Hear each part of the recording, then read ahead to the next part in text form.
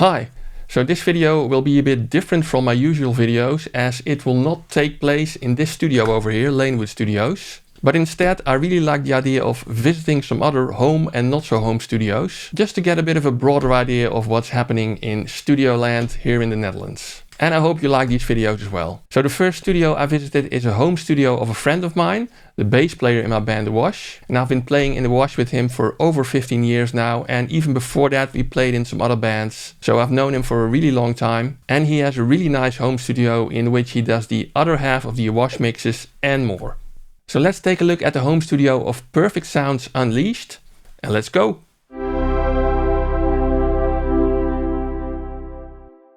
Well, hi Peter. Thanks for inviting us to your studio. Can you tell us a little bit about yourself and what happens here in this studio? Where are we? Well, you're at Perfect Sounds Unleashed in The Hague of the Netherlands. My name is Peter Suels, and what we are doing here in this studio is we're recording but also do songwriting. I'm teaching people that are interested in learning how to songwrite. I'm teaching them to do it as well. Besides the basic songwriting, they also get to learn about musical theory, lyric writing, storytelling, chord progressions and stuff, but also emotions and what kind of chord progressions emotions work up to.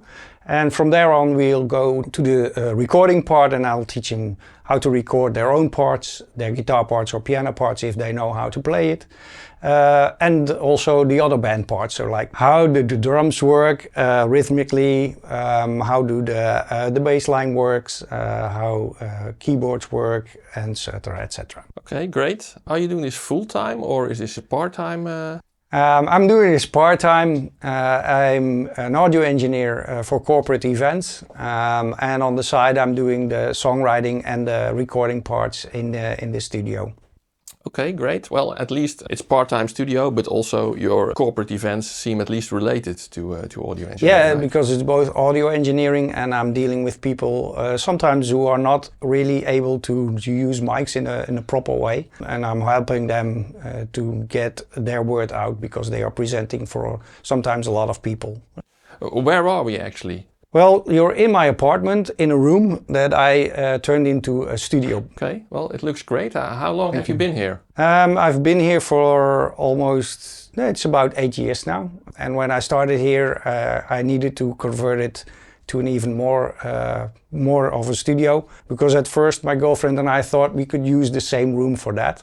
So she had her part and I had my part in this room. But eventually we found out it was better for her to take another room in the apartment, and so I could take up all the space in here. Have you been doing a lot of changes over these years in this studio, or has it been mostly the same all the time? It's more well, I sat with my back to that window at first, and she was on the inside of the room. And when she went to the other room, I changed it up and put it like this, so viewing to the outside if I would open the curtains. And then I started gradually changing stuff. We had some more stuff behind you, where you are with the camera. But now it's more of a comfy sitting part with the parts where you put your headphones on. And I got some more furniture that still can need some stuff. But I made it more open in this part and more closed on the side of the studio. Well, it looks great, very professional. Thank you. So, Thank you. Do you specialize in some kind of music, or do you do all kinds of music? I do not try not to specialize, but of course, because being a musician myself, as a bass player in our band The Wash, look them up, I prefer more rock kind of music. Do not really like the heavy metal anymore to do that because of that. And mostly I'm doing pop with singer-songwriters, not the electronic pop, but more like singer-songwriter pop. With videos like this, studio tours, people usually like to have a detailed look at all of the gear in there, so maybe... No. Oh, please, yes. Okay then. Let's have a look, yeah? Yeah, cool. Well, let's start on the left side. What do we have over here? Well, this is the less important, but still important stuff. I got some cables. put them on here so I can use them, patch bay cables, whatever you like, for headsets, extensions. My bass stuff, the band's in-ear stuff. Then I got a cabinet with, well, let's call it rubbish inside, but also some memorabilia. Hey, of course, albums. A wash. Yeah, of course. But also, and this is oh my, from way back. This is a blast from the past indeed, yes. Thank you. You're welcome. Where you can see, if you looked right, that I was a drummer instead of a bass player. We had fun, right? Yes, we did. Then I got my basses and some guitars on there. An electric guitar, a bass in repair because I need to put new strings on. A Squier precision bass and a Squier Fender style jazz bass, but also a Fender acoustic bass. And an old Hondo, yeah, believe it or not, Hondo acoustic guitar. It doesn't get played much, by the way. But are you using them all for recording, or is it mostly for live playing? Or both. If I need a more precision sound, I'm happy with the Squier version of it. Or if I wanted to have more of an acoustic bass sound, I use that one. Or of course my fretless one. So it depends. Sometimes I use them for recordings and sometimes I use them for gigs. And then we have a little keyboard over here. Yeah, this is, I'm not a keyboard player, so not playing very well. So the keyboard that I use for laying down chords and stuff, also explaining to the students how it works with scales and such. So I'm using that in my DAW. Which kind of DAW are you using actually, Peter? Of course, I'm using Cubase. Is there anything else? Yeah, I've tested a few other ones. I've worked with Logic. I've worked with Luna from Universal Audio as well because of the Apollo and the privilege of getting to test it out in the early phases. But I'm not using them. I know a little bit of Ableton. I know a little bit of Pro Tools, but all the things I can do in the other ones, I can do in Cubase as well. And I started with Cubase, so I'm sticking to Cubase. Okay, let's shortly interrupt this video here for a second, because you have to remember these videos take a lot of time to make. So if you're enjoying them, please give it a big thumbs up for the YouTube algorithm and subscribe to the channel and ring the little bell icon if you want to get notified when I publish another video. For even more support, you can use the super thanks button below the video, which is in that 3-dot menu when you're on desktop. And it's kind of a virtual tip jar, or if you're planning to buy anything at one of these stores, I have affiliate links in the description, and if you click one of those links before you make a purchase at the store, I will get a small commission of whatever you buy at that store, and that's really greatly appreciated. Now with that out of the way, let's get back to Perfect Sounds Unleashed. So what's on your desk, Peter? Starting from the left. Well, on the left you see a monitor, an LED monitor, LCD, with my console on it. I'm usually using that one to see what the levels are for the inputs and stuff. Then I got the Adam P22As. Maybe they look familiar to you. I got a USB hub. I get more USB assigned stuff, and I didn't have enough on my iMac, so that's why. I've bought since I think a few months, I've got the RD9, the rhythm designer from Behringer, because that was very close, in my opinion, to the original one for a lot less. And I'm not sure if I'm going to use it for real in music productions or whatever, but I have it and I can play around with it. And sometimes boys need their toys.